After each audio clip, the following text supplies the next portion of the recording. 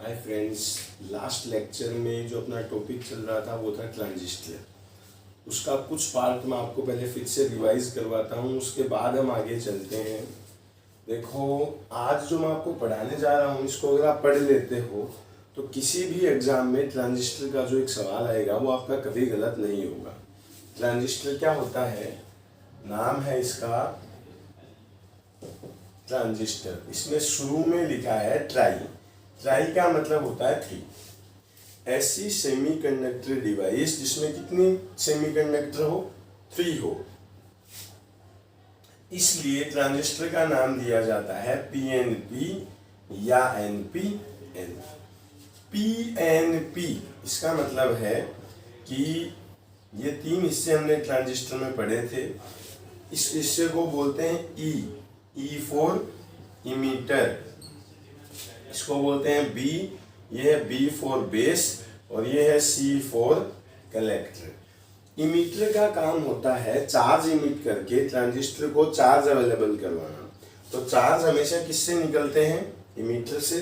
उसका कुछ हिस्सा बेस में जाता है। बेस एज लाइक सपोर्ट काम करता है, और फिर बाकी चार्जेस को कलेक्ट करने का काम होता है कलेक्टर का।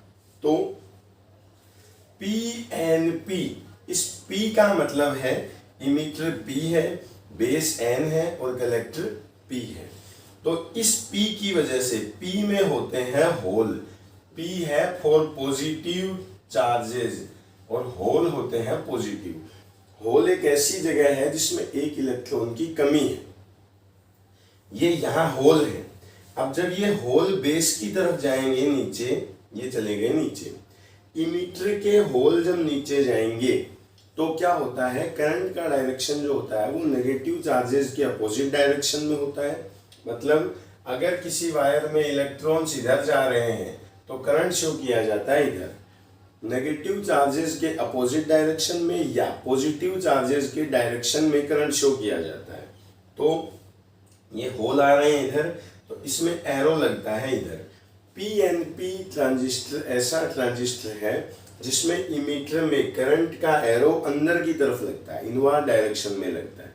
जबकि एनपीएन में, अब एनपीएन इसका मतलब है इमीटर एन है, ये पी है और ये एन है। एन का मतलब होता है नेगेटिव चार्जेस। नेगेटिव चार्जेस लिए जाते हैं इलेक्ट्रॉन।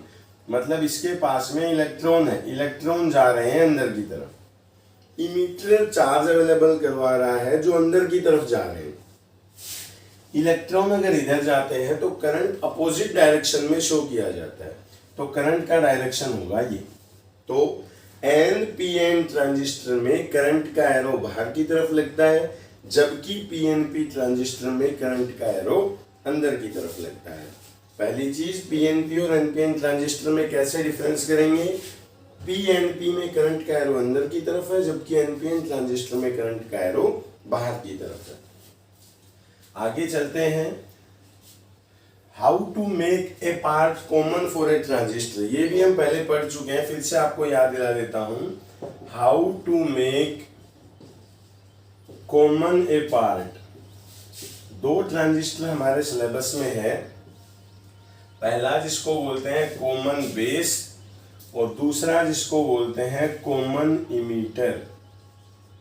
देखो, कॉमन बेस क्या है? जिस पार्ट को कॉमन करना हो उसको ट्रांजिस्टर में नीचे की तरफ रखते हैं। जैसे कॉमन बेस की अगर हम बात करते हैं तो बेस नीचे की तरफ रखते हैं, जबकि इमीटर को अगर कॉमन करना हो तो हम इमीटर को नीचे की तरफ रखते हैं। इसमें इमीटर नीचे है, इसमें बेस नीचे है। तो देखो, यहाँ बी अगर नीचे किसी ट्रांजिस्टर में लिखा है तो कॉमन बेस है, और ये इमीटर का पार्ट अगर नीचे है तो कॉमन इमीटर है। अब ये है ई फॉर इमीटर, ये बी, और ये है सी कलेक्टर। इसमें ट्रांजिस्टर में जो इधर का पार्ट है इसको बोलते हैं इनपुट, और इधर राइट हैंड साइड का जो पार्ट है उसको बोलते हैं आउटपुट। इसमें भी इधर है इनपुट और इधर का जो पार्ट है उसको बोलते हैं आउटपुट। तो यहाँ ये है बी, ये है सी। इनपुट करंट है IB, आउटपुट करंट है IC। यहाँ है इनपुट करंट IE और आउटपुट करंट है IC। अब देखो याद क्या रखना है, ट्रांजिस्टर की जब हमने पहली बात की थी तो हमने एक एग्जांपल लिया था कि ट्रांजिस्टर कैसे काम करता है। जैसे मान लो किसी प्याऊ के ऊपर कोई हमें पानी पिला रहा है, तो जो वाटर सोर्स है, जिस बर्तन से वो हमें पानी पिलाता है, वो इमीटर है। फिर हम पानी यूं करके पीते हैं, तो जो अपने हाथ है ये बेस की तरह काम करते हैं, और जो अपनी बॉडी है वो कलेक्टर की तरह काम करती है। तो क्या होता है कि अगर 1 लीटर पानी वहां से आता है तो कुछ 10-20 ml हाथ से नीचे निकल जाता है, बाकी पानी हम पी लेते हैं। तो हमने ये बात की थी कि IE बराबर होता है IB प्लस IC। इसमें से अगर 100 करंट इमीटर में गया है तो 2-3% बेस में चला जाता है और बाकी 98 और 97% कलेक्टर के अंदर रह जाता है। ये 2-3% करंट बेस में कलेक्ट होता है, बाकी का करंट कलेक्टर में चला जाता है। अब इनकी जो क्वालिटी चेक की जाती है, कॉमन बेस हो या कॉमन इमीटर हो, इनकी क्वालिटी चेक की जाती है करंट एम्प्लीफिकेशन फैक्टर से, या उसका दूसरा नाम रखा जाता है करंट गेन, या इसी को हम बोल सकते हैं करंट एम्प्लीफिकेशन। एम्प्लीफिकेशन का मतलब होता है कितना इंक्रीज हुआ है, कोई वैल्यू कितनी ऊपर होके आ रही है, उसको बोलते हैं उसका एम्प्लीफिकेशन। तो यहां जो एम्प्लीफिकेशन है उसको लिखते हैं अल्फा से, यहां जो एम्प्लीफिकेशन है उसको लिखते हैं बीटा से।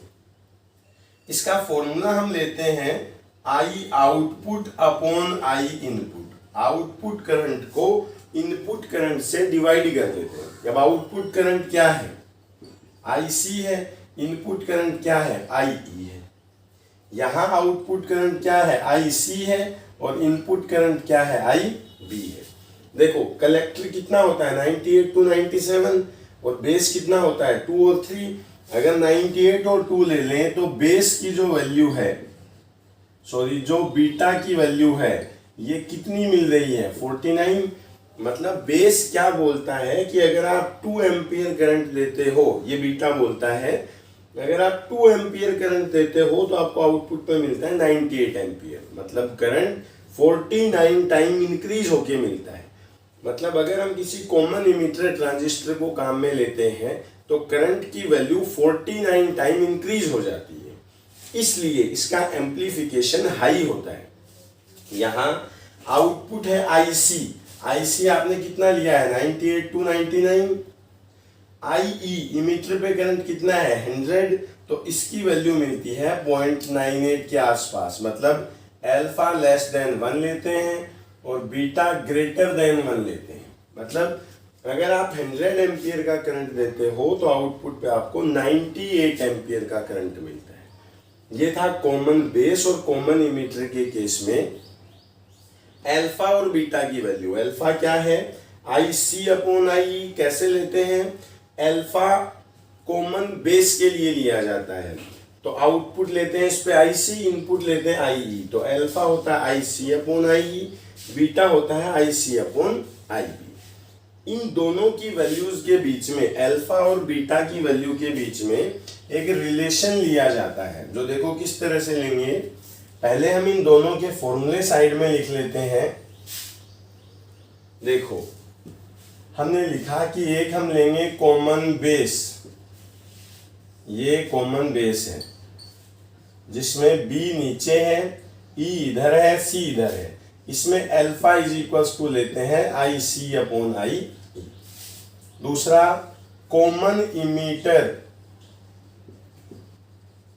ये क्या है, इसमें इमीटर नीचे है, बेस इधर है और कलेक्टर इधर है। इसके लिए लेते हैं बीटा, जो होता है IC अपॉन IB। अब टॉपिक अपना क्या है, टॉपिक है relation between alpha and beta. Alpha और बीटा में क्या रिलेशन होता है। देखिए हमने ट्रांजिस्टर के लिए ये कहा था कि करंट चलता है इमीटर से। मान लो 100 करंट चला तो 2-3% तो यहाँ रह जाता है, बाकी 97 to 98 इसमें आ जाता है। हमने ये कहा है कि E से जो करंट चलता है IE से, वो कुछ बेस में जाता है और रिमेनिंग करंट किस में कलेक्ट होता है, कलेक्टर में। तो इस फॉर्मूले को मैं यहां लिखता हूं, आई ई बराबर होता है आई बी प्लस आई सी। अगर इस पूरी इक्वेशन को हम आई सी से डिवाइड कर दें तो आएगा आई ई अपॉन आई सी बराबर I B upon I C plus I C upon I C. देखो I E upon I C, I E upon I C it is inverse of alpha, ये alpha का उल्टा है, तो इसको हम लिख सकते हैं 1 by alpha is equals to I B upon I C, I B upon I C beta का उल्टा है, तो इसको हम लिख देते हैं 1 बाई बीटा इज प्लस 1। या तो आप इस रिलेशन को सीधा याद रख सकते हो, या तो एलसीएम बीटा ले लें तो ऊपर आएगा बीटा प्लस 1, उल्टा अगर कर दें तो एल्फा इज इक्वल्स टू आता है बीटा बाई बीटा प्लस 1। दूसरी तरफ अगर आप बीटा की वैल्यू निकालना चाहे तो 1 इधर आ जाएगा, तो 1 by alpha minus 1 is equals to 1 by beta, alpha LCM ले लेंगे 1 माइनस एल्फा, तो बीटा इज इक्वल्स टू ले सकते हैं एल्फा अपॉन 1 माइनस एल्फा। मैं एक दो क्वेश्चंस आपको करके दिखा देता हूं। एल्फा और बीटा का क्या रिलेशन याद रखेंगे, 1 by alpha is equals to 1 by beta plus 1। आया कैसे है ये आपके सामने था, मैं रिलेशन दोनों आपके लिए लिख देता हूं और फिर आपको कुछ क्वेश्चंस करके दिखा देता हूं। एल्फा की वैल्यू है बीटा बाई बीटा प्लस 1 और बीटा की वैल्यू है एल्फा अपॉन 1 माइनस एल्फा। देखो सवाल इस पे कैसे आता है, 4A common emitter transistor beta is equals to 50 if this transistor is used in common base then find its current amplification. अब बोला नहीं गया है, सेल्फ अंडरस्टूड है।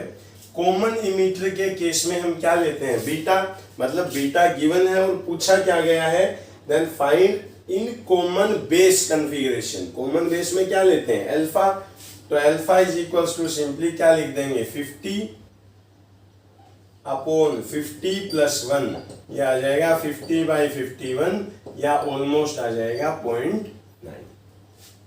आगे अगर आप पूरा डिवाइड करते हो तो उत्तर देख सकते हो, 4 ऑप्शन जो आपके पास होंगे उनमें से ये एक ऑप्शन होगा। सिंपली करना क्या था, बीटा दिया हुआ है, बीटा की जगह पे वैल्यू पुट करनी थी। मान लो इसी क्वेश्चन में यूं आ जाए, if for a common base transistor alpha is equals to 0.9, if this transistor is used as common emitter then find its current amplification। मतलब इस बार अल्फा दिया गया है, बीटा पूछ रखा है, तो simple beta is equals to alpha by 1 minus alpha, 0.9 by 1 minus 0.9, तो ये आएगा 0.9 बाई 0.1, पॉइंट हटा देंगे तो इस बार इसका करंट एम्प्लीफिकेशन मिलता है 9। शॉर्ट में आप ये समझ सकते हो कि अगर आपको ये दोनों फॉर्मूले याद है, अल्फा क्या होता है, बीटा क्या है, तो दोनों की वैल्यूज पुट करके आप एक दूसरे की वैल्यू निकाल सकते हो। अब हम बात करते हैं, वापस अपने ट्रांजिस्टर पे आते हैं कि इसमें और क्या क्या चीजें हमें पढ़नी है। देखो मैं नोट कर देता हूं जो चीजें हमें याद करनी है। ये है ट्रांजिस्टर। अभी तक जो चीज हम पढ़ चुके हैं वो क्या है, arrow of current will be, फिर से एक सेकंड रुकना, number 1, arrow of current will be shown in emitter. Current का एरो किसमें शो किया जाता है, इमीटर में शो किया जाता है। Number 2, in PNP it will be inward. PNP transistor में ये अंदर की तरफ होता है, and in NPN it will be outward. अगर एनपीएन ट्रांजिस्टर हो तो ये एरो बाहर की तरफ लगाया जाता है। पीएनपी में अंदर की तरफ लेते हैं, एनपीएन ट्रांजिस्टर में ये एरो बाहर की तरफ लेते हैं। नंबर 2, नंबर 3, अब याद रखेंगे कि ये जो ट्रांजिस्टर अपने पास है, ये इमीटर है, ये बेस है और ये कलेक्टर है। इसका जो इमीटर है ये हमेशा फॉरवर्ड बायस में कनेक्ट किया जाता है। फॉरवर्ड बायस का मतलब होता है P को प्लस से जोड़ना और N को माइनस से जोड़ना। तो याद क्या रखेंगे, emitter will be in forward bias. Emitter को हमेशा किस बायस में रखा जाता है, फॉरवर्ड बायस में। नंबर 4, ये है कलेक्टर, C फॉर कलेक्टर। इसको हमेशा रिवर्स बायस में रखा जाता है, मतलब इससे उल्टा रखा जाता है। अगर P है तो उसको माइनस पे रखते हैं, N अगर है तो उसको प्लस पे रखते हैं। तो नेक्स्ट टॉपिक क्या है, collector will be in reverse bias. Collector जो है इसको हमेशा रिवर्स बायस में रखा जाता है। अल्फा बीटा के रिलेशन हम पढ़ चुके हैं कि अल्फा और बीटा क्या है, कैसे इनकी वैल्यू फाइंड आउट की जाती है। नेक्स्ट चीजें हमने पढ़ी थी, common part will be in down position. Common part जो भी ट्रांजिस्टर का होता है इसको हमेशा डाउन या नीचे की पोजीशन में रखा जाता है। अब हम आगे चलते हैं। एक जो अपने सिलेबस में मैक्सिमम पूछा जाता है उस टॉपिक का नाम है कॉमन इमीटर। अगर आप इसको याद कर लेते हैं तो एग्जाम आपके लिए 90% इजी हो जाएगा ट्रांजिस्टर के केस में। Common emitter NPN transistor. देखो कॉमन इमीटर इसका मतलब है ई को नीचे रखना है, एनपीएन है मतलब एरो आउटवर्ड रखना है। तो कैसे ड्रॉ करते हैं, मैं आपको एक फिक्स प्रोसेस बता रहा हूं। सबसे पहले कॉमन इमीटर ट्रांजिस्टर बनाएंगे। ये लो, ये ई नीचे है, ये बेस है और ये कलेक्टर है। कॉमन इमीटर, ठीक है। एनपीएन मतलब एरो जो है वो बेस से बाहर की तरफ होता है, ये रहा एरो। सबसे पहले कॉमन इमीटर एनपीएन ट्रांजिस्टर के लिए एक कॉमन इमीटर ट्रांजिस्टर बनाएंगे जिसका इमीटर हमने नीचे रखा है। एनपीएन के लिए हम इसका एरो बाहर की तरफ कर देंगे। अब करना क्या है, ये एनपीएन है, ये एन है, ये पी है और ये एन है।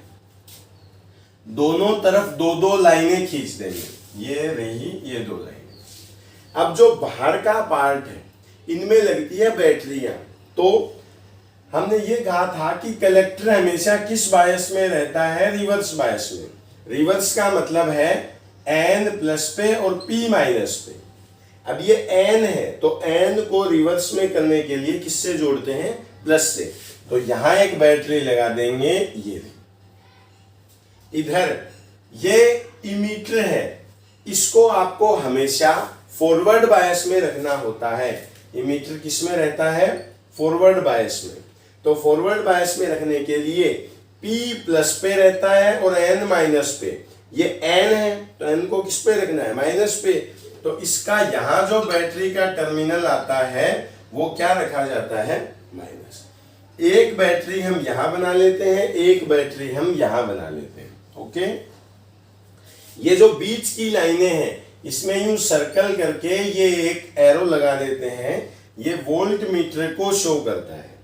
ठीक है, फिर से सुनना, हमने क्या किया है, एक ट्रांजिस्टर बनाया कॉमन इमीटर जिसका ई नीचे था, एरो बाहर की तरफ लगाया, दोनों तरफ दो बैटरियां लगाई, ये दो एरो लगाए। अब आउटपुट में एक रेजिस्टेंस बना देते हैं आर आउटपुट, और इनपुट में एक रेजिस्टेंस बना देते हैं आर इनपुट। अब देखो बैटरियों का नाम कैसे देते हैं, V लिखेंगे और अपर वायर 2 टाइम्स, ऊपर का तार जिस टर्मिनल से आया है उसको 2 बार लिखते हैं। अब ऊपर का तार किससे आया है, कलेक्टर से आया है। देखो C फॉर कलेक्टर, तो इसका नाम दे देते हैं VCC, 2 बार उसको लिखेंगे। इधर किसका आया है, बेस का आया है, तो इसका नाम लिख देंगे VBB। यहां V 1 अपर 1 लोअर वायर। देखो ऊपर का तार किसका है, सी का, नीचे का तार किसका है, ई का, तो इसको हम नाम दे देते हैं VCE। एक तार ऊपर से एक तार नीचे से, VCE। इसमें एक तार ऊपर से बी से आया है, एक तार इससे आया है, ये VB। फिर से सुनना, बैटरी का जब हम नाम देते हैं, ये क्वेश्चन अगर आप 12th क्लास में है, तो अगर हम बोर्ड एग्जाम की बात करें तो आप चाहे किसी भी बोर्ड से हैं, CBSE, RBSE, हरियाणा बोर्ड, कोई भी, बिहार बोर्ड, यूपी बोर्ड, ये डायग्राम आपको एग्जाम में बनाना ही है। पिछले 20 सालों से ये हर साल आ रहा है, हर एग्जाम में, तो आप इसको याद कर सकते हो। दोनों तरफ 2 बैटरियां हैं, बीच में 2 एरो है। बैटरी का नाम लिखते हैं अपर वायर 2 टाइम, और इसका नाम लिखते हैं 1 अपर 1 लोअर वायर। तो ये VCE, ये VBE। अब यहाँ कलेक्टर में जो करंट आता है, इसको हम नाम दे देते हैं IC, और इधर बेस में जो करंट आता है, इसको नाम दे देते हैं IB। ये था कॉमन इमीटर NPN ट्रांजिस्टर का सर्किट डायग्राम, किस तरह से इसका सर्किट तैयार करते हैं। इसको आप अच्छे से समझ ले, 2 बार बना के देख ले। नेक्स्ट लेक्चर में मैं पहले फिर से आपको ये 2 बार डायग्राम बनवाऊंगा, और उसके बाद हम इसको आगे लेके चलेंगे। अगर आपको ये याद है तो आगे कोई प्रॉब्लम नहीं आएगी। 2-4 एम्प्लीफिकेशन पढ़ेंगे, इसके बाद इसका एम्प्लीफिकेशन के टाइप में यूज पढ़ेंगे। वो सब तब याद होंगे जब हम इसको अच्छे से याद कर लेते हैं। तो आप सब 1 बार 2 बार 3 बार इसको बना के देख लें, फिर कोई दिक्कत आए कमेंट बॉक्स में मुझसे पूछ सकते हैं। Bye bye, take care, okay.